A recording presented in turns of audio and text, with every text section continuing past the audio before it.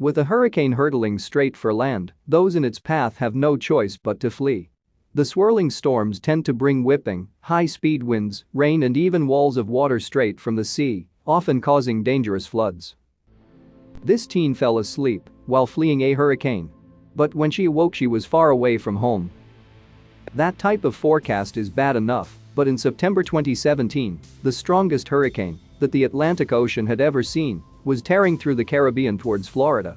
As a result, the governor of the Sunshine State ordered residents in the storm's path to evacuate. So, like many others, 18-year-old Claire Connolly made her way from her university in South Florida to her home elsewhere in the United States to weather the storm. But her evacuation didn't quite go as planned. At the end of her journey, in fact, she woke up and was horrified to find herself miles away from the safety of home. When Hurricane Irma reached the island of Barbuda, it was unlike anything meteorologists had ever seen. Winds of up to 185 miles per hour whipped through the small island for 37 hours. The storm destroyed Barbuda, leaving it completely uninhabited, something that hadn't happened for over 3 centuries. With that sort of destruction already in the storm's wake, Florida's Governor Rick Scott wasn't taking any chances, especially as the storm was heading straight for the Florida Keys. Consequently, on the very day that Irma struck Barbuda, Scott issued an order requiring that the Keys be evacuated. Eventually, that evacuation order was extended to include 6.5 million Floridians, including student Claire Connolly. The 18-year-old had headed south to Florida Gulf Coast University to study nursing, but decided to return home to New Jersey during the hurricane. Her journey wouldn't be an easy one, however. The last-minute ticket that she bought cost almost $1,000 and sent her on a roundabout journey to her home state. "I had to drive 6 hours to Jacksonville, and from Jacksonville, I had to take a flight to Michigan," Connolly subsequently told Inside Edition. After that, she waited for 2 hours to catch another flight from Detroit to Newark, New Jersey. There, she'd finish the final leg of her journey. An hour-long train ride from the airport to her parents' house in Highlands. But the train ride wouldn't end with the reunion, warmth, and safety that she'd imagined. That's because Connolly walked onto a train going the wrong way, and neither she nor the train's employees noticed it. "The guy who checks tickets didn't even notice mine," said Middletown, she wrote in a tweet afterwards.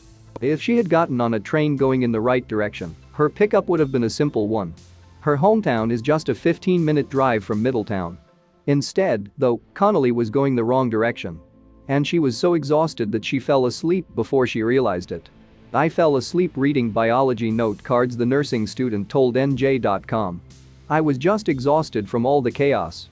While she snoozed, the train headed toward Raritan, New Jersey, a borough that's a couple of hours from her parents' house. By the time Connolly opened her eyes, her train had made its final stop. But no one told the 18-year-old that she had to get off at the station. So instead, she woke up alone in a deserted train car, unsure of where she was.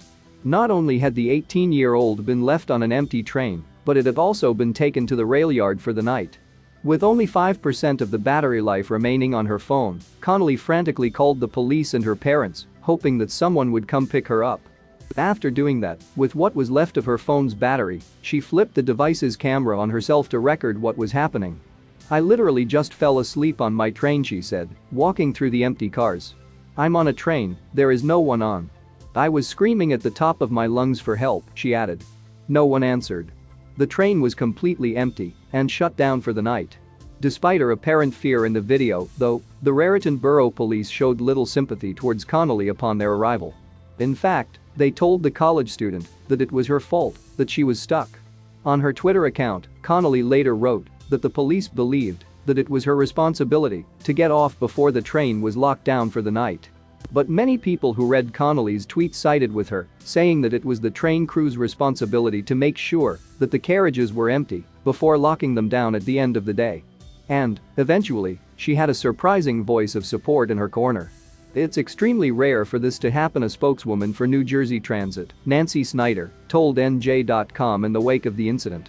"It is the conductor's responsibility to check the train." Moreover, the organization was investigating why Connolly had been left stranded on the train. Regardless of who was to blame, the Raritan Borough Police did at least wait with Connolly until her parents arrived to take her home. At the end of her exhausting day of traveling, she told NJ.com that her misguided train ride was the icing on the cake after being evacuated from my college in Florida. However, she did eventually make the trek back from her hometown to Florida Gulf Coast University when classes resumed post-hurricane. But that journey likely didn't include any trains, after all. Following her ordeal, she'd tweeted, "Honestly, I probably won't take the train again. I'm pretty horrified." Thanks for watching, and don't forget to like and subscribe.